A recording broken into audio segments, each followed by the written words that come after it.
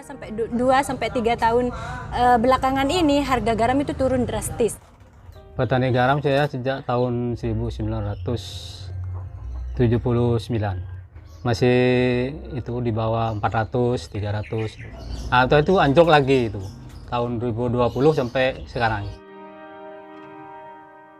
Begitu tahu apa yang terjadi dan mayoritas penduduk Desa Bunter itu bekerja sebagai petani garam. Nah, ini yang menjadi permasalahan. Petani garam mulai sejak tahun 82. Harga garam anjlok. Tidak mencukupi untuk kebutuhan sehari-hari, lantaran 1 tonnya itu harganya bisa 200.000. Walaupun murah, tetap dikerjakan. Keresahan dan menjadi apa ya? Ya gimana ya, meskipun rugi ya tetap jalanin gitu terus gitu. Biarpun rugi ya. Ya bertahan terus ya. Soalnya ya kehidupannya udah begini ya gitu terus. Jadi bertahan terus gitu.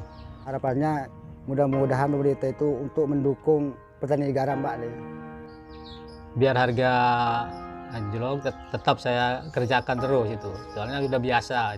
Saya resah gitu mendengar keluh warga harganya murah garam ini. Nah terus warga itu kayak walaupun dia sudah menjadi petani garam itu mereka itu masih ingin bekerja luaran karena tidak cukup untuk mencukupi kebutuhan sehari-hari. Untuk makan aja kurang, nggak cukup itu. Untuk makan sama keluarga itu nggak cukup, kurang. Jadi ya itu Banyak dari mengambil uang dalam bukan dari hasil garamnya.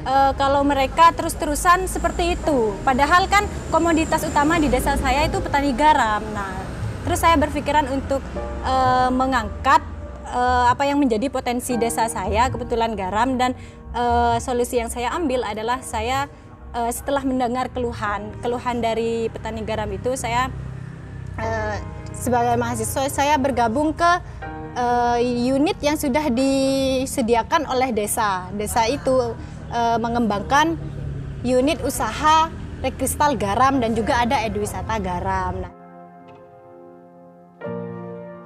warga Desa Bunder punya inovasi namanya rekristalisasi garam, yang pada awalnya ingin memproduksi garam krosok untuk lebih meningkat lagi kualitasnya, sehingga tidak hanya dijual sebagai bahan dasar atau raw material.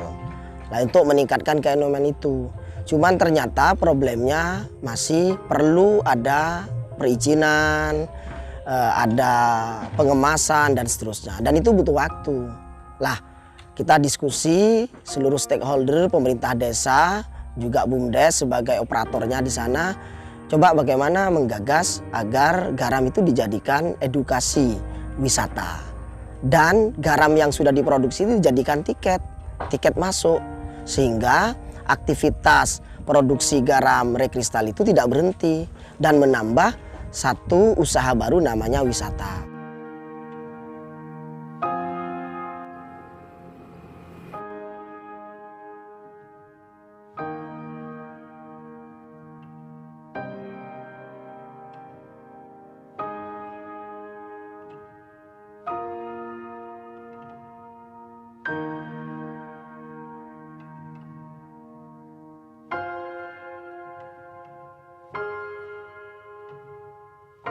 Alhamdulillah responnya masyarakat baik itu lokal, Pademau, Pamekasan ataupun luar cukup baik. Lah, oleh karena itu kita terus berusaha sehingga atraksinya bertambah. Yang awalnya edukasi yang didukung oleh hamparan tambak garam yang memang cukup bagus, kita tambah dengan namanya susur sungai, memanfaatkan sungai yang sudah ada di Desa Bunder dan punya sejarah memang sebagai dermaga atau pelabuhan. Kebetulan juga sepanjang sungai itu ada mangrove yang tumbuh bagus, liar. Nah, sehingga ini ke depannya juga bisa dirawat, bisa dibudidaya semakin baik. Kemudian juga kami ingin melibatkan seluruh pelaku UMKM dan kuliner di Desa Bunder agar keberadaan eduwisata garam bukan hanya NC untuk wisata, tapi juga bisa menambah nilai ekonomis untuk pelaku UMKM dan kuliner. Lah makanya di sini ada lapak kuliner yang disewakan, yang disediakan untuk pelaku kuliner dan UMKM. Kemudian proses bagaimana wisata garam ini dijalankan banyak melibatkan petani garam yang memang terlibat di proses pergaraman. Harapannya apa? Petani terbuka pandangannya, mindsetnya bisa berubah bahwa garam ini menjadi komoditas unggul. Komoditas yang bisa diharapkan untuk menjadi peningkatan ekonomi. Lah, cuman mereka butuh dukungan manajemen yang baik lah. BUMDes hadir di situ, pemerintah desa hadir di sana. Karena kami banyak diskusi, banyak interaksi, persoalan garam memang kompleks. Salah satu sisinya memang kualitas garam petani memang belum banyak diterima oleh pasar sehingga harganya cukup rendah. Lah, dengan wisata garam, dengan pendampingan, petani itu bisa terbuka. Dengan dorongan kita, BUMDes, pemerintah desa, kita harapkan petani-petani garam di Desa Bunder ingin mengolah.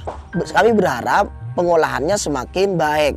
Ada dukungan teknologi yang juga kemudian yang perlu kita perhatikan pasca panen, karena pengolahan garam oleh petani di sini itu sangat bergantung pada musim, pada cuaca. Kalau cuacanya bagus, maka produksinya akan meningkat. Lah, kalau ini dibiarkan kan sangat tidak berpihak kepada produsen, kepada petani. Lah, kami coba ada namanya rekristalisasi garam. Ke depan mudah-mudahan ada dukungan-dukungan teknologi tepat guna dari para peneliti, dari pihak manapun yang ingin mengembangkan teknologi sehingga petani tidak lagi hanya secara tradisional. Pada prinsipnya, pada ujungnya, desa tematik ini ingin menjadi jawaban bahwa Bunder punya kekhasan khusus, punya komoditas unggul namanya garam. Walaupun sebenarnya juga banyak desa-desa lain. Bunder akan menjadi piloting project, bergandengan tangan kepada desa-desa lain yang memang komoditas utamanya adalah garam. Nah, di situ saya dapat kesempatan untuk bergabung ke badan usaha milik desanya. Nah, melalui badan usaha milik desanya di sini, saya dan teman-teman pengurus BUMDesa lainnya itu berinisiatif untuk gimana harga garam yang awalnya milik petani itu turun atau rendah, itu menjadi sebuah inisiatif baru yang bisa meningkatkan harga garam dan juga pemasaran garam untuk petani Desa Bunder sendiri itu bisa istilahnya itu tidak perlu untuk menjual keluar. Nah, bisa dikelola oleh petani sendiri dengan harga yang itu sudah dijamin bisa lebih tinggi. Atas kerjasama pemerintah desa dengan BUMDes yang mana sekarang sudah mendapat penghargaan di desa tematik masuk 5 besar, yang mana Desa Bunder itu punya lahan garam sekitar 115,93 hektar yang mana dikelola oleh masyarakat Desa Bunder sendiri. Alhamdulillah sama BUMDes bekerja sama dengan masyarakat desa yang ada di Desa Bunder, yaitu dengan pariwisata yang ada di Steger, juga ada kristalisasi garam. Yang mana garam krosok yang sudah tidak bisa dijual lagi bisa dimanfaatkan untuk kristalisasi garam itu. Untuk pembangunan di Desa Bunder yaitu perluasan pariwisata yang ada di Desa Bunder, juga ekowisata dikembangkan dan kristalisasi garam juga akan dikembangkan juga. Pada tahun 2019 Desa Bunder meraih juara 1 di Sinodes Sistem Inovasi Desa. Saya mengucapkan banyak terima kasih kepada Bapak Bupati dan juga Dinas PMD, Bapak Camat beserta jajaran, dan sekaligus IPSAL yang mana sudah membantu BUMDes Mutiara Segara.